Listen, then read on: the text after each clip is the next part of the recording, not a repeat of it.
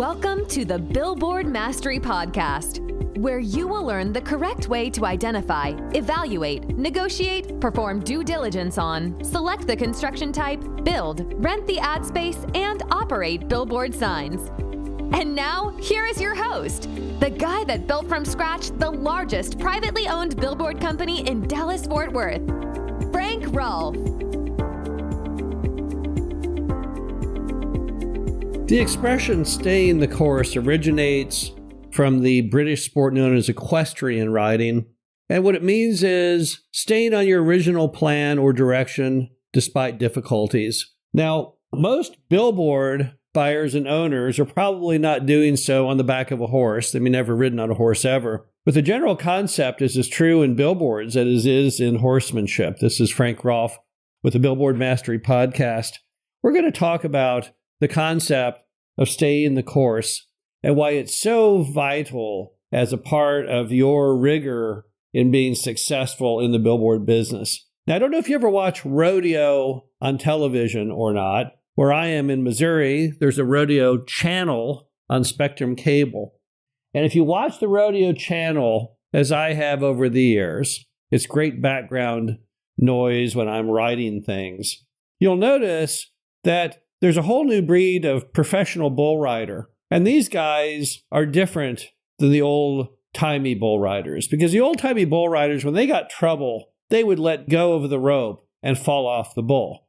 But the problem in bull riding is you have to last at least 8 seconds for the ride to count. And today, younger people are more daredevil. And what they'll do is when they get in trouble, they will not let go of the rope on the bull. I've seen them where they're still riding the bull with the bull kicking them as they hang underneath the bull, waiting for the 8-second bell to go off and then letting go. That is really staying the course. And they do that because they know in that way, if they don't let go, even though it's not a high-scoring ride, it still counts to their favor. So they're willing to do anything not to let go of that rope. And in the billboard business, not letting go of that rope can be a pretty important item for a number of reasons. Number one, persistence is a key to finding a good billboard location to build on or a good billboard to buy. In fact, if you ask me, what is the number one criteria, what's the one trait that most of the successful billboard people have, is that. Persistence, hanging in there.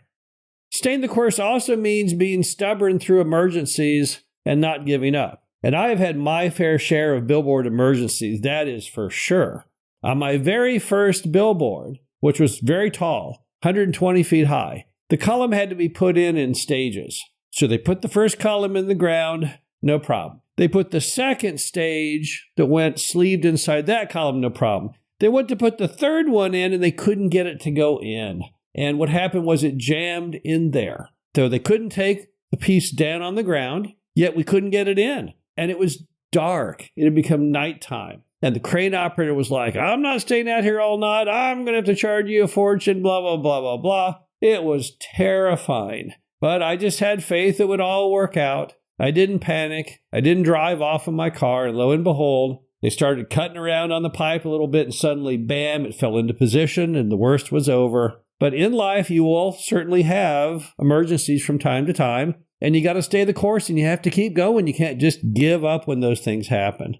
Also, you probably have seen, for example, the general economy. We've had 11 straight rate increases under Jerome Powell until now. That is the fastest increase in interest rate in 40 years. And yet, it's mediated now. It's seemingly stopped. It start going down. Interest rates on commercial loans will start going down too. And we've all survived through COVID and all of those lockdowns and issues.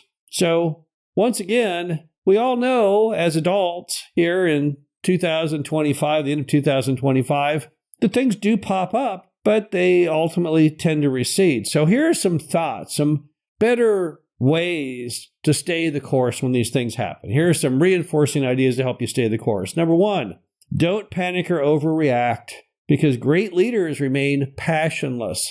They remain strictly analytical. Have you seen Sully Sullenberg land that giant jet in the Hudson River? Watch the YouTube on that. Listen to how calm he was. It seems as though he's a regular routine landing. He's telling them, yeah, I'm going to have to land it in the Hudson River. I've lost both the engines, but he's not screaming. He's not in panic. And that's how you have to be also. When bad things happen, just don't freak out. Freaking out does not help things one iota. Another thing to ponder is Jeff Bezos' regret minimization strategy. Now, what is that all about? Jeff Bezos has not given a lot of quotes. But one he did give was when he was asked how in the world he came to give up a nice, cushy job on Wall Street to start up Amazon as a used bookstore in his garage. And he said his theory on life is he imagines an 80-year-old version of Jeff Bezos. And he asked himself, what decisions did he make that he would regret?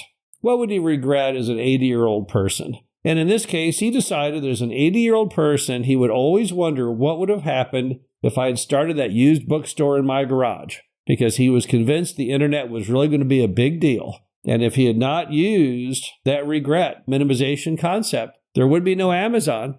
Maybe somebody else would have one today, who knows? But he really would have regretted that a whole lot.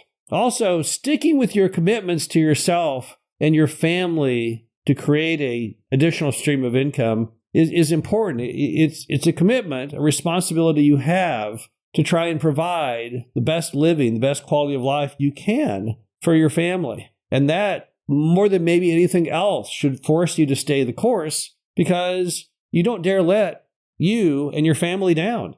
You got to keep going. There's also a great book out there written by Conrad Hilton. It's biography, so it's not written by him. It's written about him. And it's called The Man Who Bought the Waldorf. And we have a copy of the book. We rewrote the book to give inspiration to people. If you want a copy, just reach out to Brandon. And what you find in Conrad Hilton, which is so inspirational, is that you talk about staying the course. Boy, did he stay the course. He built a chain of luxury high-rise hotels, and he lost all of them during the Great Depression. But rather than just curl up in a ball and cry and lay on the floor, he had a plan. His plan was to go to the lenders and say, hey, can I keep managing my hotels? And they said, well, gosh, Conrad, aren't you kind of mad? We took them away from you. And he said, yeah, but I got to do something for a living. Let me manage them.